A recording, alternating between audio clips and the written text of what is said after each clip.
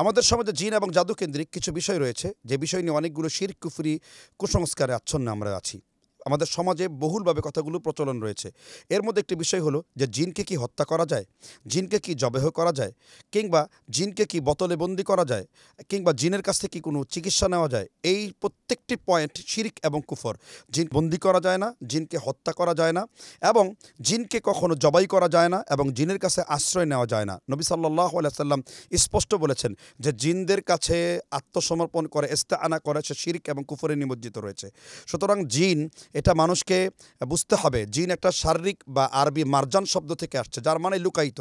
বাতাস যেমন আপনি দেখতে পান না, বাতাস যেমন আপনি জবাই করতে পারেন না, তদ্রূপভাবে বাতাস আপনি এর অনুভূতি আপনি ঠিক বুঝতে পারেন। তদ্রূপ যে ব্যক্তি জিনগ্রস্ত সেই কেবল শারীরিকভাবে জিনকে দেখতে পায়, কিন্তু তা ব্যতিরেকে জিনকে হত্যা করা, বন্দি করা ইত্যাদি শব্দচয়ন এটা সত্যই শিরিক এবং কুফরি। কেননা নবী সাল্লাল্লাহু আলাইহি সাল্লাম ছাড়া এই মুজিজা আল্লাহ কাউকে দান করেন নাই। যেমন আল্লাহ সূরা নামলে বলেছেন, ওয়ামিনাল জিন্নি মা ইয়া'মালু বাইনা ইয়াদাইহি বিইذনি রাব্বিহি। অতএব যারা রুকিয়া করেন কখনো জিনদের কাছ থেকে চিকিৎসার জন্য যাবেন না, জিনদের কথা শুনবেন না, জিনদের বেলকিবাজিতে বিশ্বাস করবেন না।